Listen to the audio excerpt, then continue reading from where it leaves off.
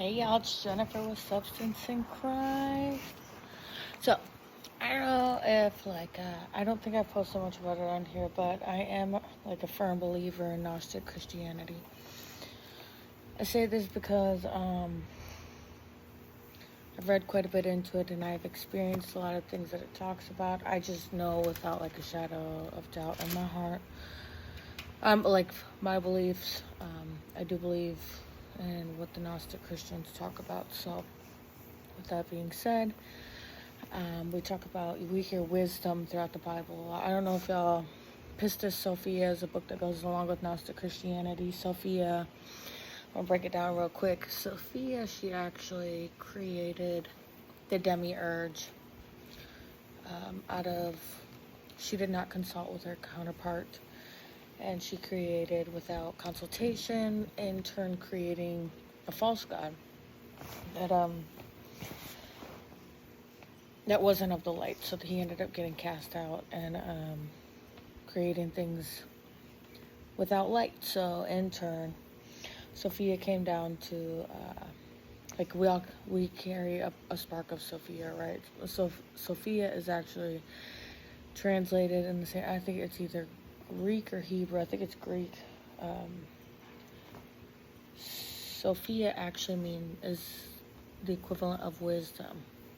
So I'm sitting here reading throughout the Bible, and when I read through the Bible, I'm gonna tell you, every time I hear wisdom, it gets changed to Sophia. I would absolutely okay, so Gnostic Christianity was the first form of Christianity, the original teachings of Jesus Christ. So I talk about this all the time. I'll go hard on the subject, but I'm just trying to sum it up real quick.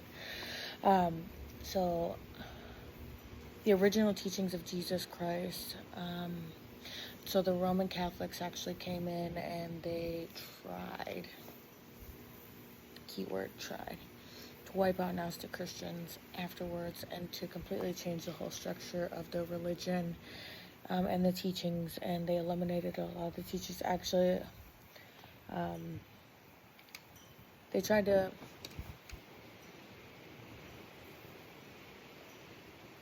they changed it all the way around. I'm trying not to get into too in depth on this because I've made videos on my Facebook. I guess I'm trying to do over here on YouTube and Facebook, so I'm just going to share from YouTube over there. But on my Facebook, I did go real deep into this subject. So the Nag Hammadi texts were discovered in 1943, right? But there was a lot of teachings.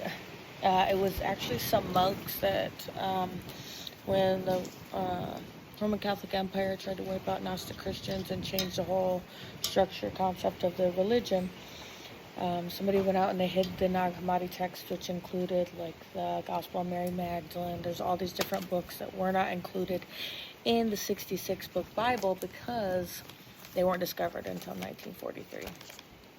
So thank God that they were hidden, because I actually have I've gone over those, as well as the book Pistis Sophia, and there's a reason that they tried to eliminate Gnostic Christianity. There's a reason that they tried to wipe them out, because they took that gave them that portion of control. I always say it's that now they want to give you that cookie crumb of faith, but they're not giving you all the information of Jesus' true teachings and about Pistis Sophia and the Gospel of Mary Magdalene and all these different books that were excluded. And there's a reason why they tried to hide them, why they tried to cover them up, why they tried to eliminate them. I'm not getting into that right now. Anyways, so every time I read the Bible, in my head, wisdom, it does translate to Sophia. There is a whole book on Sophia. The Pistis Sophia is what it's called. Very valuable teachings. Wonderful teachings, as well as the Nag Hammadi text. I think they're really important. I would actually, if that's throughout the year, I've experienced a lot of things that Gnostic Christians have actually talked about. There's a reason that the Lord, I used to say, and I am firm with it, there's a reason why God's allowing me to experience all these things, but I don't know what it is yet. Well, I do now. And that's to verify in my heart that it's the truth. And so now, like I said, wisdom is translated into Sophia. If you're going to go down that route, if you're going to really start truly doing your research and looking into it, I would absolutely start with Pistis Sophia. I'm an audiobook type of gal. I'm not much of a reader. I do read the Bible physically, but I spilled my instant coffee on there. Yeah, not happy. But yeah, I do suggest starting with Pistis Sophia. You can get the physical book itself is extremely expensive, but the audiobook, well worth a listen. I always find when I do audiobooks that I can listen to them on the go, two birds, one stone type deal.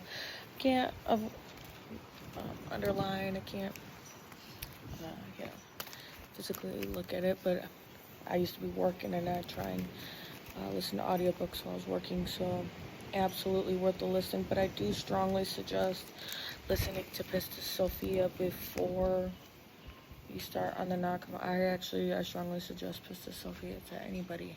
I think it's a very valuable read/listen. I just know, like, without a shadow of a doubt in my heart, the Lord allowed me to experience a lot of the supernatural things that I experienced to be able to wholeheartedly say that I am a firm believer in Gnostic Christianity. Anytime throughout history, we know when they try and wipe somebody out, it's because they want control over something or somebody or whatever it is. You know what I'm saying? And so they tried. Can't wipe God out. Can't wipe Jesus out. You just can't. They try to wipe it out. I'm going to end up going on the subject anyways before I get to where I was going. But we know war stems from control, you know, and that's what it was. So they tried to wipe out the Gnostic Christianity, the OG teachings of Jesus Christ, Mary Magdalene, trying to make all these feminine beings out to be harlots and all these negative things, and trying to wipe out the divine feminine altogether, which if you get into Pistis Sophia, you know, and all these things, they're logical, they make sense, they make absolute sense. Okay, so Pistis Sophia is the divine feminine. She created without consultation, right? So I haven't made on this, and now this is where we're going this way, because I think it's really important that people understand this. If we could sit there and we can acknowledge in science, there is always balance in everything, the yin and the yang, the positive and negative, the dark, the light, the feminine, the masculine. There's always a balance, right? Always a balance. So why are we sitting there and discounting that fact in spirituality as well? So Sophia was the divine feminine, and so when Roman Catholic Empire tried to sit there and wipe out Gnostic Christianity, they tried to eliminate the divine feminine in all aspects. They didn't want that balance. They don't want us to know that balance. There is more to it than we even realize. There's a lot more to it than we realize. But they tried to make all these women, Mary Magdalene, the apostle of apostles, the one Jesus came to first, they try and wipe her out and make her look like some harlot. And it's wrong. It's wrong. And so that in itself is only giving you the cookie crumb of the information that you need spiritually. And I think it's really important that we do our research, and it's wonderful to get to be part of a church. But churches today have been conditioned to function in a certain way and teach a certain thing, and through years it's just become the normal. And so I think churches are great and wonderful, and I like going and I like praising and worshiping in churches, but I also think in our spirituality we cannot be spirit of sloth, and we have to take it a step further and do our own research. I think it's extremely important, and so this is where this has gotten me. So like I said, my beliefs did not come from reading this and then saying that I experienced it after. I actually experienced a lot of these things. I experienced them, and I didn't know why, but I knew that God had a reason that He allowed me to be able to experience these things, and then I found some, for years I was like, I can't understand this, but I know that the Lord allowed me to experience these things for one reason or another, and He'll reveal it with time, and He did, and then I sit there and these things that I experienced, now I'm sitting there reading about, verbatim, I'm sitting there reading about them, and I'm like, this is why the Lord allowed me to experience these things, because I could sit here and I could verify that, like, in my heart, I know, and so I'm grateful. I used to sit there and say, I don't understand why I'm experiencing all these things, and I'd wait at. I'm like, Lord, I know you're allowing it for one reason or another, but. And then, so when I ended up reading Pistis Sophia and looking into the Nag Hammadi text and stuff, I realized that there's a lot of things that they're excluding that are very valuable pieces of information, and that's why they're being excluded. That's why they were covered up, and they want to sit there. And the cool thing about the Ethiopian Bible is I think that's like 88 books. I think it does include these teachings that were excluded before, but and their calendar actually is OG calendar as well. 13 months. They actually said the Ethiopians are actually still in 2018 because they go off the original calendar, which is really cool. But anyways, so the Nag Hammadi text, they end up discovering all these different books and stuff, and common sense says we need a divine feminine, masculine, because we do the yin and yang. That we know this. Science says there's a balance, right? And then on top of it, it's like common sense says, history says, people try wiping stuff out because they want some form of control for whatever it is, whatever it may be, and all these things. I think it's like they clearly explain themselves. So it's just something we have to get into. We can't be spiritually spirit of sloth and just comfortable and okay, well, I'm gonna take it surface level. I'm just gonna accept that as it is. So anyways, now we're like 11 minutes and I'm gonna make this short sweet. Oh, here we are. Y'all, I got instant coffee on there. It spilled in my bag. Don't judge me, please. My poor Bible. But I ain't getting rid of it. This is my baby, okay? So I'm gonna cover it up though. Okay, so I actually wanted to get into Wisdom 1 and 2. So I flipped to this earlier. I was sitting out here and I'm meditating because it's just beautiful. And I'm talking to the Lord, and I think it's really important that we just sit in silence. You know what? I actually found help today. This is my new thing. I like these earphones. They help me to just focus on the Lord. And even though I love the weather out here and stuff, it really helps me center my brain there. Anyways, I asked him, show me what I need to see. And this is what I went to. Wisdom 2. Okay. Wicked people are wrong when they say to themselves, this hit hard. Okay. Our life is short and full of sorrow, and when its end comes and there is no escape, no one has ever been known to come back from the world of the dead. We were born by chance, and after life is over, we will be as if we had never been born at all. Our breath is no more than a puff of smoke. Our mind is nothing more than a spark thrown off by the beating of our hearts. When that spark dies, our body will crumble into ashes, and our breath will become part of the empty air. In time, no one will remember anything we ever did, and even our names will be forgotten. Our lives will pass away like the traces of clouds and vanish like a fog in the heat of the sun. Our time on earth is like a passing shadow. There is no escape from the day of our death. It is fixed, and no one can postpone it. The wicked says, come on then, let's enjoy the good things in life and live in this world the way we did when we were young and free of care. This is something I've been thinking about lately. This hit hard. Let's drink the most expensive wines and use the finest perfumes. Let's not miss a single flower in the springtime. Before the roses wither, let's pick them and wear them in our hair. Let's all join and leave signs everywhere of our carefree rivalry. Life owes us that much. We'll oppress the poor even if they are righteous. We'll show no respect for widows or old people. We'll call ourselves right if we are strong enough to get what we want. No one ever got anywhere by being weak.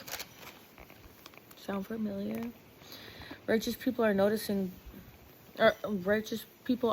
but a nuisance, sorry. So let's look for chances to get rid of them.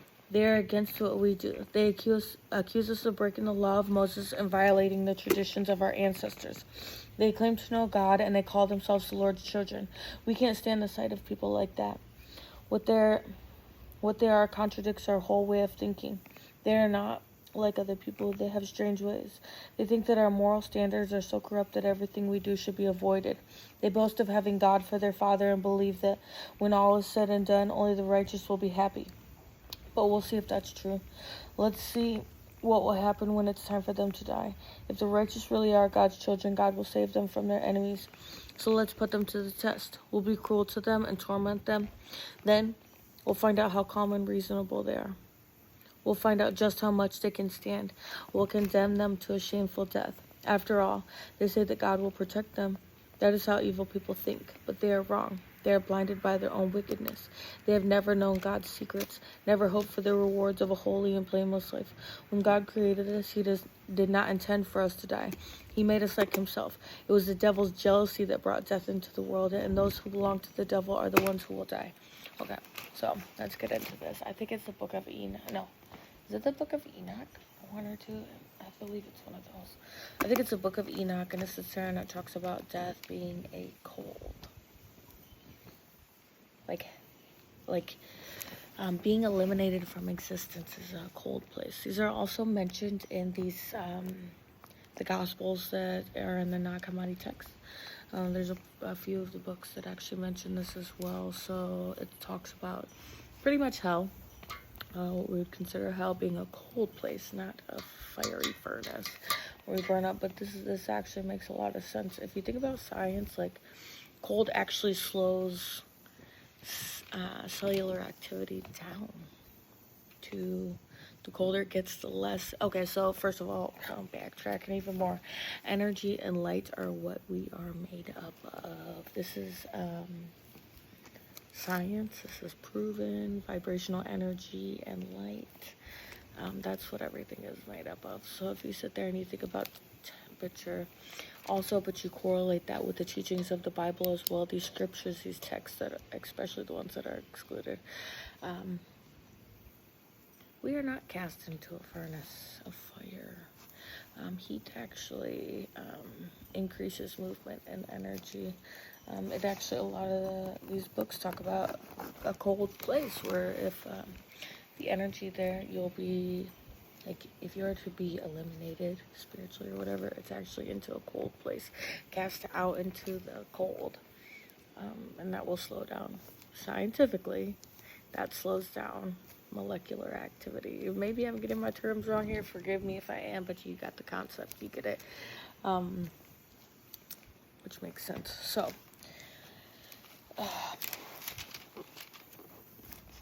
okay. So one of the things is that, one of the really crazy things is that Gnostic Christianity actually taught me, which makes so much sense. It talks about the snake-headed being, or the snake being with a lion head, which we would refer to as a serpent. Absolutely. So I've talked about experiencing these supernatural things before in my life, and the serpents, these snake beings. I didn't know that there was a name for them when I had experienced them. I had videos of them years ago. I have the phone. I don't know if I could get the videos off of it, but people have seen it though. They could testify to this. The videos that I've had of these serpent beings, right? And so these are the invisible rulers, which I later learned the name for them is archons. They're the chaos starters. They're the rulers of this realm, is what it is. Really, this is a training ground. This is a hell. The hell. Okay. So this is the hell. This is the hell. Okay. So let me get into this one. Okay. So if you are God's child and you carry around the spark of Sophia, you carry around the God energy, right? The light within you that we speak of. Oh, you have such a beautiful light. That's the God energy, right? So that's the light of Sophia, actually. That's what we're referring to when we speak of that. So, the demiurge, which is, I don't want to get the name wrong, false god. He's a false god. So she created the demiurge, but the demiurge was created out of chaos, which meant he did not carry the light of God, so he was cast out of the heavens. And then he started creating falsely because he didn't realize that there was a God higher than him. He thought he was God, right? So he starts creating with the spark of Sophia. He took the spark of Sophia that created him. He started creating with it, right? So, forgive me if I'm a little off on this. So he creates this realm that's not of light, and I'm still doing my research on this, but why would I know? It makes sense to me. I just forgive me if I'm a little off. So he creates this realm, and it's not of the light, right? So Spark of Sophia is down here in this realm, which is really cool. So he has to have the Spark of Sophia to continue to sustain this realm. Okay, this sounds like they just don't talk about this, but I wholeheartedly believe this. So he has to have the light of Sophia to sustain this realm because he is not of the light. So this realm he created was not created with light. So he has to have Sophia, which is really like his mother. There's a lot to it that they have to, right? So she's like his mother. He takes out, so he has to have that light to sustain this realm. So those people that carry the spark of Sophia, the light of Sophia, the spark of God, he pretty much uses the spark of Sophia to sustain this realm, right? There's a lot to it.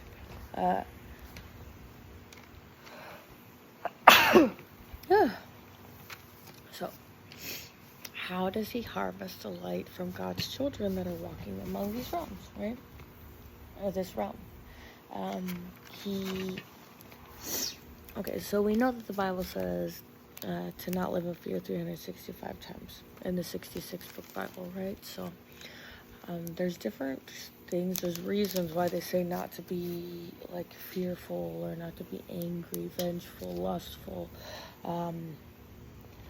depressed, all these different things, because just like in the movie Monsters Incorporated, you know, when like the enemy will reveal himself through different forms and fashions, right? Just as God will reveal himself, the enemy will as well. The enemy has to reveal himself. So if you've ever watched the movie Monsters Incorporated, then you know that they go through these doors, which would be symbolic, like these monsters.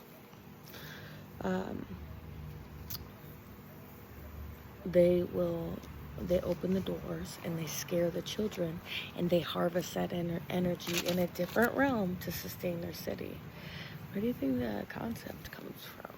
It's Sophia, so they have to harvest this energy from the light that God's children carry to sustain this realm. Now let me also go into this one. I talk about this one all the time as well. So, you know how the enemy is defeated, we know that it's done. Oh, why do we say that? Because the thing is, the enemy is defeated.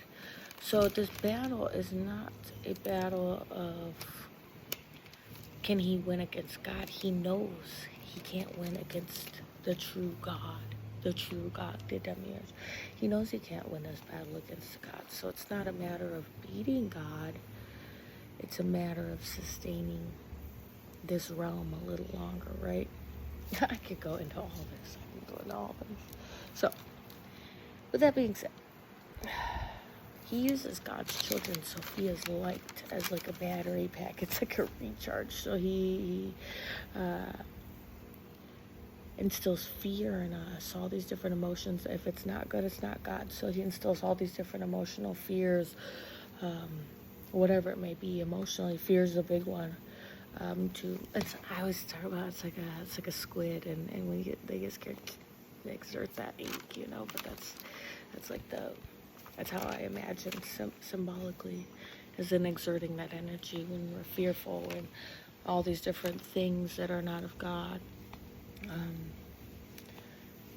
That's how the energy is then harvested to sustain the realm. This is a lot for somebody who this was a lot for me to take in when I started hearing about it, but it made absolute sense, right? So there's still more that I have to, the detailed part of it, but that I have to better understand. I'm a work in progress, and I'm learning I'm learning, but it absolutely makes sense to me with the things that I've experienced. So the part of like passing away where they say wicked people are wrong when they say to ourselves, our life is short and full of sorrow, and when its end comes, there is no escape. That would be them referring to, oh, when you die, that's it. Well, you only live one life type deal, right? You go to hell or heaven. Like, that's, no one has ever been known to come back from the world of the dead. Remember, this is the wicked talking, and they're wrong. Wicked people are wrong when they say to themselves, we were born by chance, and after life is over, we will be as if we had never been born at all. No. So that light they talk about, there's a lot into this, into Pistis Sophia, into Gnostic Christianity. I'm trying to break it down as much as I can so this video don't go over an hour, because it's going to be long. Okay. When the spark dies out, our body will crumble into ashes. When the spark dies out, that's the spark of Sophia. Okay. Our bodies will crumble into ashes, and our breath will become part of the empty air.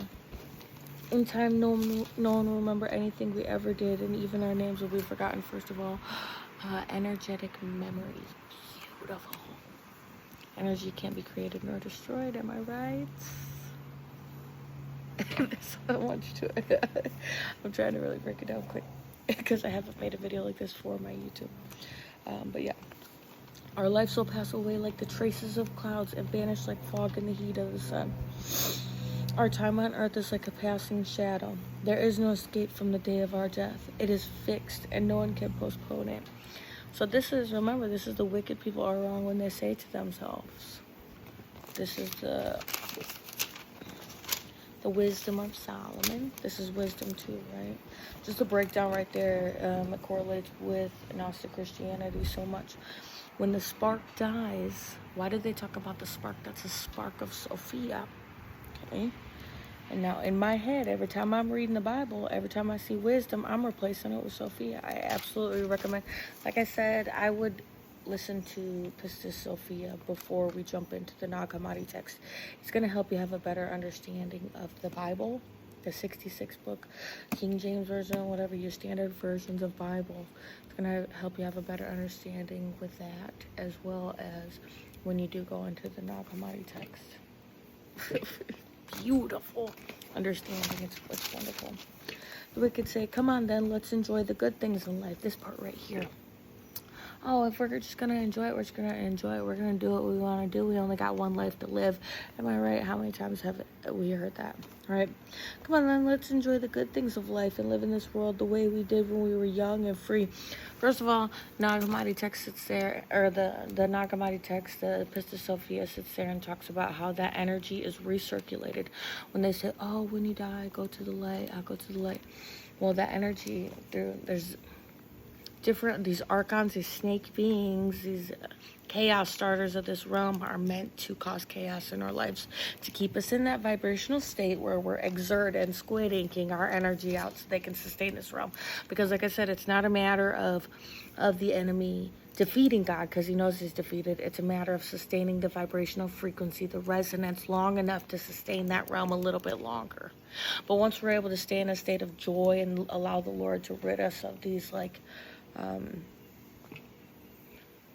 these conditionings, these beliefs, these things that bring us down, this fear, whatever it is, when we allow the Lord to do the work, the internal work on us, we raise that vibrational frequency as a collective, not just for ourselves, but for the collective, everybody around us.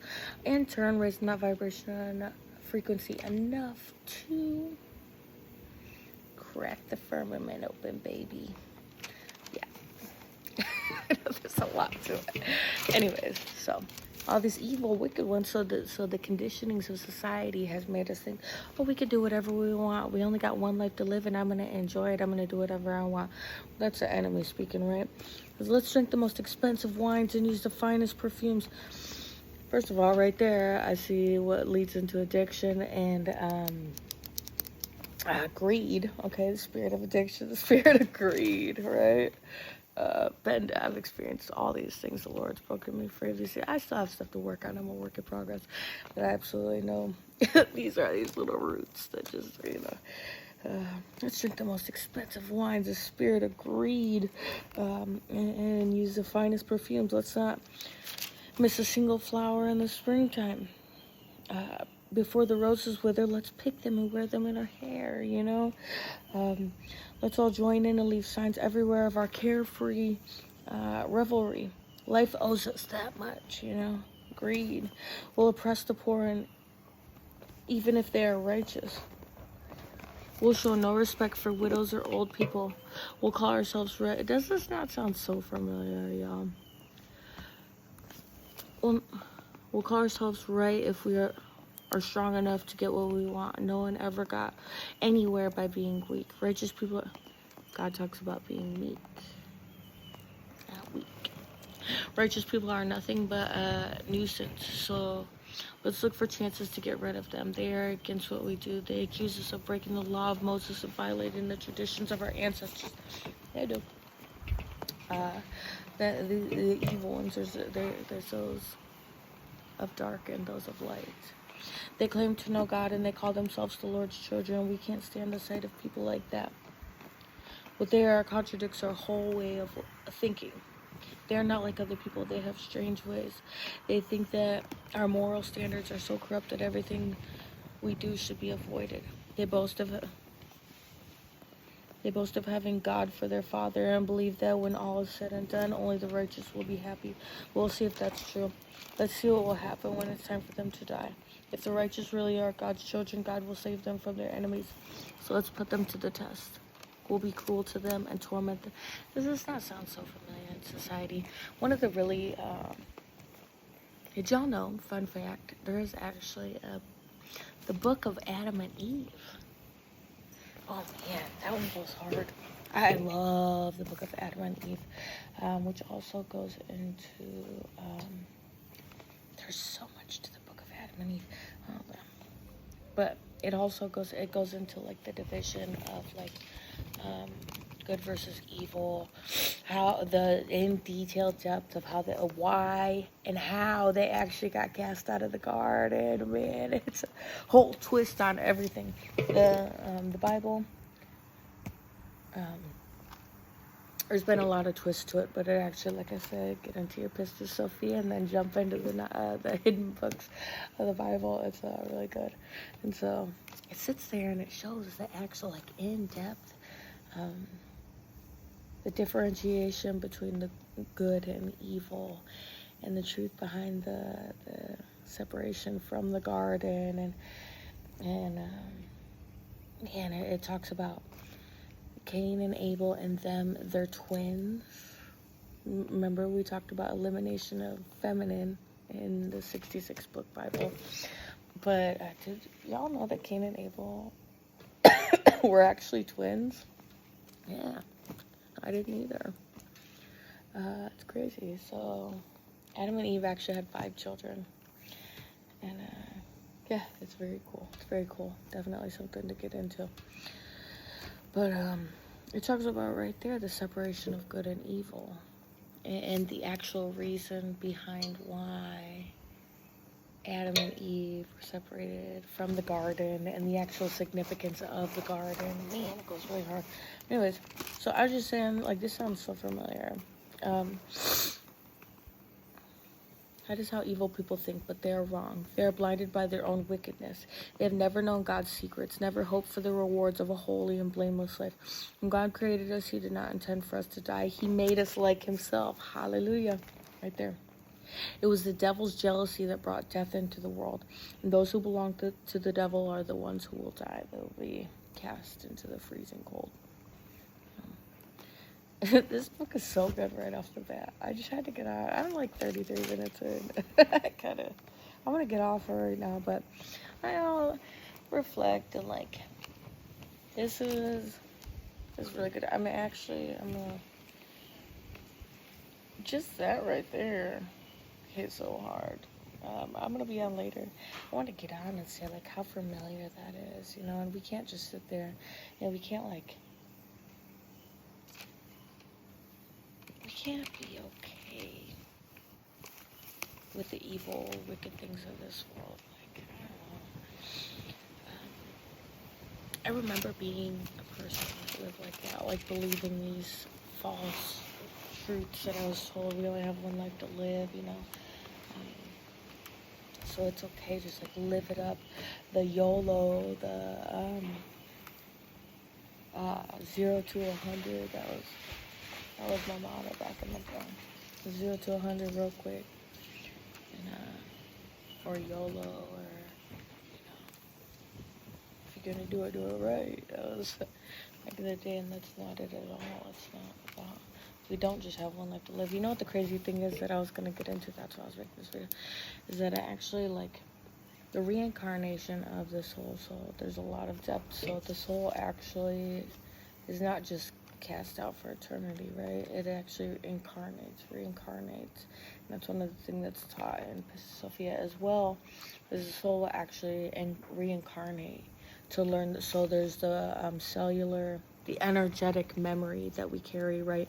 Which we carry into new lifetimes as we're being reincarnated like a battery pack. So we want to continually progress in our spirituality to be able to elevate out of this prisonly realm, is what it is. This is hell in itself, but it's a learning ground, a battlefield. So when we become spirit of sloth in our spirituality and just become comfortable in our sin and stuff, our spirit isn't progressing. But our spirit has that, just like a child. They say, well, kids crave structure. Our spirits do too. They crave that. They have a yearning to grow and learn. And there's a reason for it. So if we don't learn it in one lifetime, we will come back continually until we progress and grow. But our spirit desires that. It's like, don't be a spirit of sloth.